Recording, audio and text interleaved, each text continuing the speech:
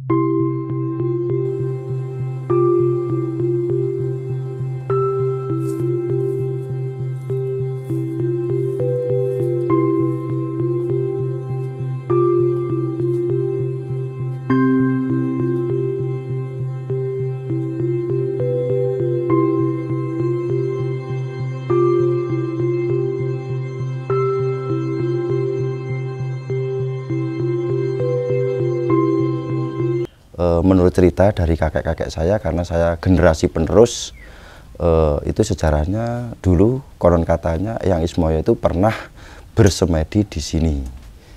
Dan Eyang Ismoyo sendiri itu menurut cerita, itu kan keturunan dari Nabi Sis.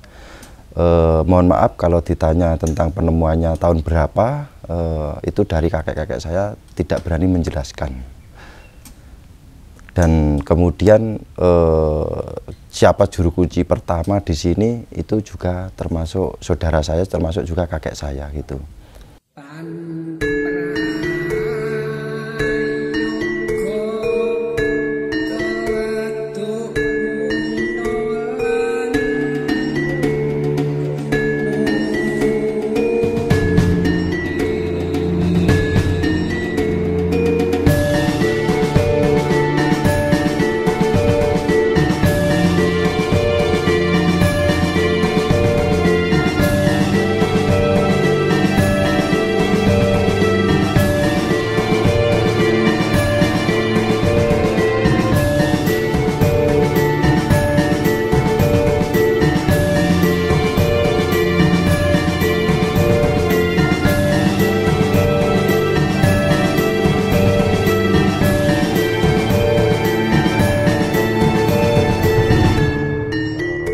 Di sini itu relatif tergantung tujuannya.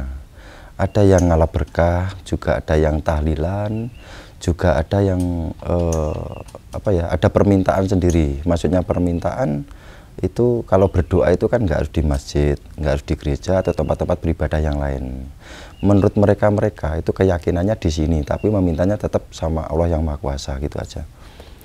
Kalau tujuan yang utama biasanya itu ngalap berkah. Dan banyak pejabat-pejabat bahkan yang lain itu kesini menurut keyakinan beliau itu keyakinannya di sini gitu, Mbak Roro. Apakah benar bahwa di petilasan Eyang Ismoyo ini tempat untuk mencari pesugihan? Kalau itu sebenarnya salah, Mbak. Kalau itu sebenarnya salah, maksudnya salah. Kalau memang di sini tempat pesugihan kan lebih baik saya sendiri. Kenapa harus orang lain? Karena saya di sini dari generasi keturunan juga ada. Saya pun di sini juga sudah lama. Ya kalau kemungkinan besar kalau di sini mau ngasih pesugihan kan nggak mungkin orang lain atau orang yang tidak pernah mengurus. Tapi alhamdulillah saya sendiri di sini ikhlas.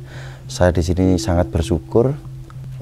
Maksudnya selama saya di sini itu sangat tidak kekurangan apapun. Jadi kalau menurut di kabar berita, kalau di luar sana, kalau di sini menurut tempat pesugihan mungkin saya sendiri yang minta pesugihan, itu minta yang sebesar-besarnya dan sebanyak-banyaknya. Karena saya yang ngurus di sini. Nggak boleh pakai pakaian itu yang warna hijau tua. Satu, yang kedua tidak boleh merusak barang yang ada di sini. Dan yang ketiga khususnya untuk perempuan atau cewek itu di waktu halangan itu nggak boleh masuk di sini, apalagi waktu naik si tinggal sini itu khususnya cewek kalau berhalangan memang tidak boleh gitu. Pesannya dari kakek saya seperti itu. Paling sering, Mbak, itu setiap Jumat Kliwon itu terdengar suara gamelan kayak gamelan wayang, itu sangat sering sekali. khususnya di malam Selasa Kliwon itu paling sering. Kalau di Jumat Kliwon biasanya itu kalau ada angin besar datang itu terdengar suara semacam kereta, itu suara krimping-krimping itu sering. Terus kalau malam biasanya ada sering suara mandi, tapi kalau tiba-tiba saya samperin itu nggak ada, itu sangat sering sekali. Dan yang paling sering lagi itu suara anak kecil kadang menangis, kadang ada orang tua yang perempuan itu tiba-tiba lewat, itu sangat sering Pak. Tapi tidak tahu itu kalau menurut saya pribadi. Kalau menurut saya pribadi itu sebenarnya tidak menakuti. Kalau saya pribadi itu menunjukkan bahwasanya makhluk-makhluk itu di sini ada. Dan kalau menurut versi saya itu alangkah baiknya makhluk itu sudah menunjukkan, seharusnya kita bisa menghargai makhluk-makhluk di alamnya itu kan gitu. Jadi kita harus menghargai di sini dan kita harus ngomong di sini, kita harus sopan, tindak tanduk kita harus perilaku yang bagus. Bahwasanya di sini tuh bener-bener ada penunggunya atau ada makhluknya selain di alam kita. Dan kalau kemistisan yang lain sering suara terdengar, terkadang kuda itu juga sering. Tetapi yang paling sering itu suara gamelan.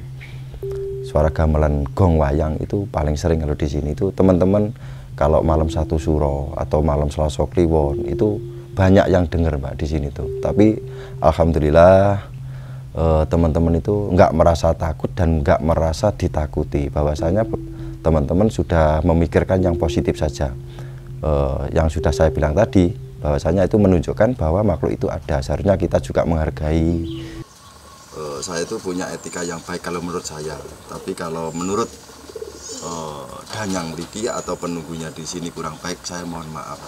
Sebetulnya tujuan saya untuk pasang listrik itu satu, untuk pasang sanyo yang dulunya sumur lama kan. Kasihan tamu kalau mau ambil wudhu, kalau mau mandi dan sebagainya itu sangat meresahkan tamu. Jadi saya punya etika baik, tujuan saya baik untuk pasang sanyo. Dan keduanya barangkali zaman ini zaman modern Mas ya, itu barangkali ada tamu atau pengunjung atau peziarah mau ngecas HP juga biar dipermudah. Karena apa? Kalau mau ngecas biasanya sebelum ada listrik itu kan biasanya di rumah saya, dan kasihan kalau musim hujan jalannya seperti itu. Jadi tujuan saya baik untuk mempermudah para pengunjung di Petilasan Klampis Ireng, khususnya di tempatnya Ponorogo sini.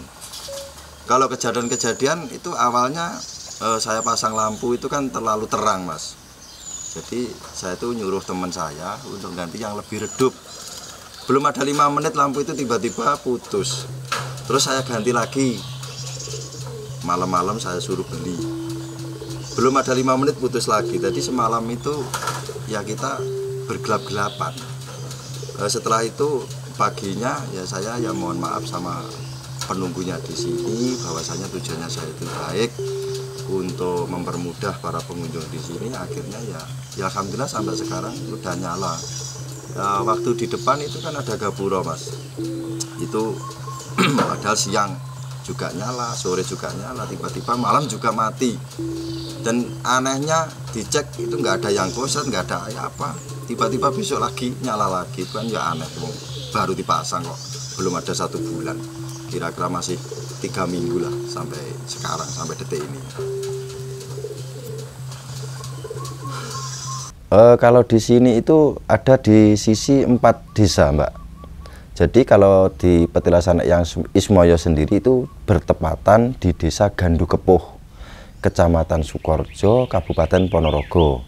Dan sebelahnya itu di desa Sragi, Kecamatan Sukorejo, Kabupaten Ponorogo.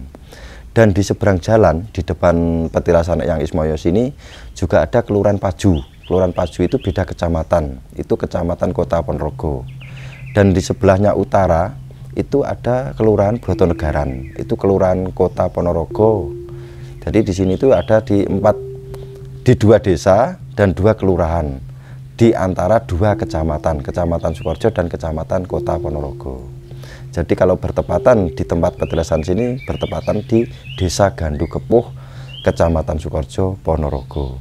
Tapi biasanya orang bilang di sini itu di Desa Sragi, itu kebetulan di desa saya. Karena apa?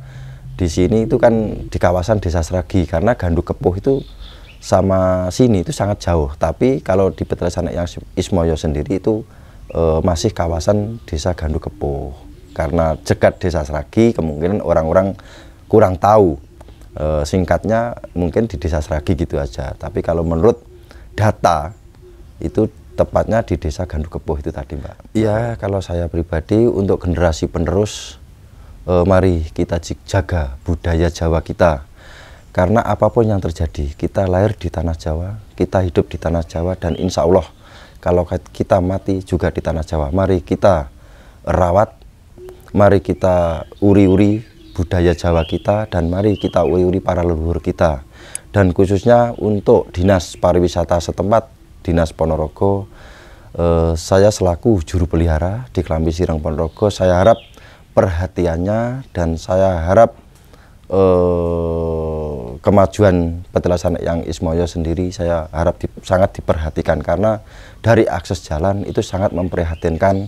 Kasihan saudara-saudara kita yang mau ziarah, yang mau ngalap berkah, yang mau berdoa di sini, itu terutama dari akses jalan itu sangat menyusahkan untuk pengunjung. Saya mohon perhatiannya sekali lagi, khususnya dari dinas setempat dan khususnya dari pihak desa terkait. Saya mohon perhatiannya. Sangat terima kasih.